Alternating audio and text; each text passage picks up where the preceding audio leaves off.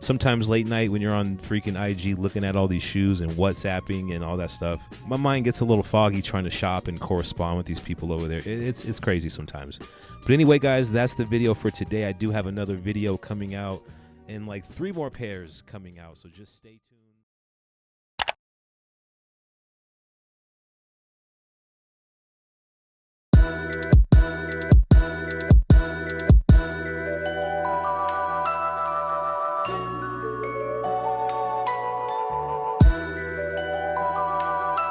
We must pay homage to him.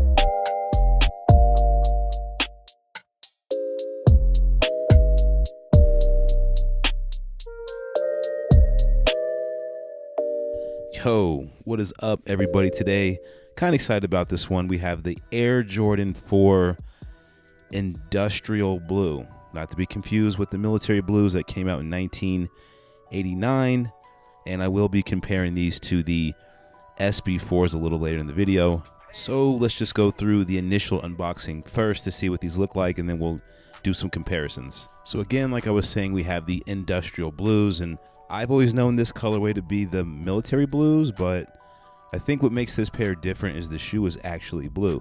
Now here's the OG lineup, and this is what they would probably look like now if you had an OG pair. That's actually a 2006 pair. But when I look at all 4 of those, I don't remember the military blues or the industrial blues from back in the day. But like I was saying, the shoe is not, the upper doesn't appear to be white, and I'll do some comparisons a little later to prove that, but the shoe's not white. The upper must be the industrial blue that they're talking about. I know the midsole's white. I know that there's blue accents all over the shoe. Behind the netting, there's blue, but the upper of the shoe, it's like this shade of blue, and I think that's interesting. I think it's dope that they did that, but I do think it's weird that they didn't keep it OG. I don't think that the OG was that color. I don't think they were flipping colors this intricately back in 1989. Like, I don't think back then they were making uppers industrial blue slightly. The shoe kind of has like a Georgetown Hoyas feel to it, just because it appears to seem like a blue and gray shoe. And when I was first seeing pictures of the shoe, I was like, man, something just looks a little different about this one. I couldn't really figure it out till I actually had the shoe in hand. So we got Dreamcell insoles. That's a good thing. These have made the shoe super comfortable. These are just as comfortable as my retail SB4s. I love the shoe. 4s are typically uncomfortable for me. I was wearing like an older pair the other day, and I'm like, man, these are such bricks. But this pair right here, no, these are amazing. A lot like the military blacks, if you guys remember those. Those are really comfortable too. Even with this red cement pair, it's not as comfortable as this industrial blue. I'm still getting used to industrial blue, guys. That name's starting to bug me. I wish they just would have kept it military blue. I don't know where this whole industrial thing came from. Whatever. But here's the SB4. This is like my favorite Jordan 4 ever for a lot of reasons. I do like the cut that they used on these, like specifically the toe box. There has never been a Jordan 4 with this type of toe box.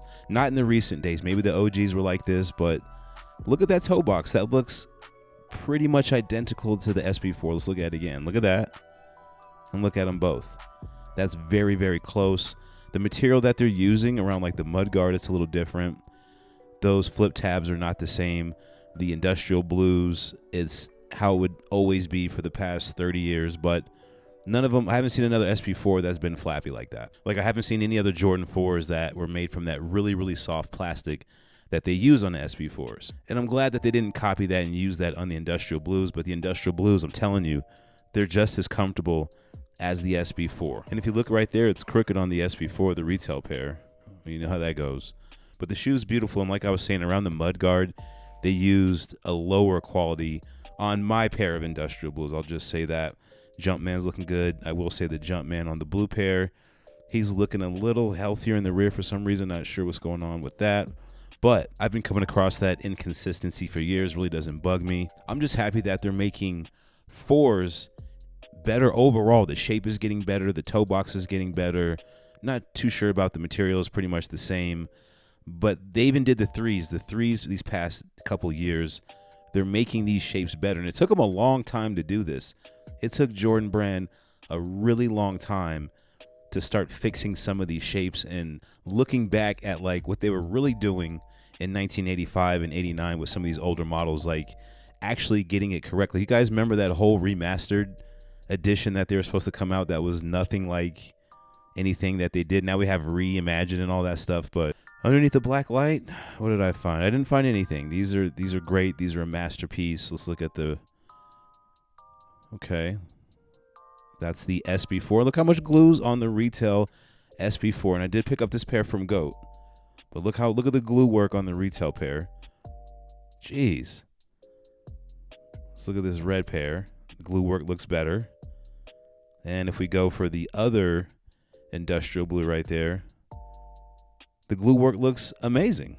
So I don't know. 4s were also notorious for like cracking and crumbling back in the day. Even back in like 06, 07, whatever they used on the polyurethane back then just wasn't really holding up. People were having to repaint their 4s and all that kind of stuff. But man, they knocked it out of the park with these. These come out on May 4th, 2024 for $215. So I hope if you're trying to hit on this shoe that you do get it. I'm going to try my hand at these and see if I can get a pair. Hopefully I would love to get a pair just to compare this pair with a pair from like Sneakers app, something like that. I'm kind of interested to see if they use like the same insoles, and there's just little things I want to look at on the retail pair to this early pair that I have.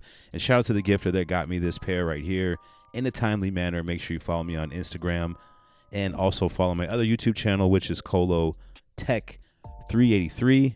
These shoes on foot, I don't think we really got to talk about that part. The Jordan 4 is like one of the most beautiful Jordans. It's one of the most beautiful sneakers that have ever been made. I personally think Jordans 1 through 14, including the 2, are the best sneakers that have ever been made, known to mankind, as far as lifestyle, basketball, whatever, the whole culture.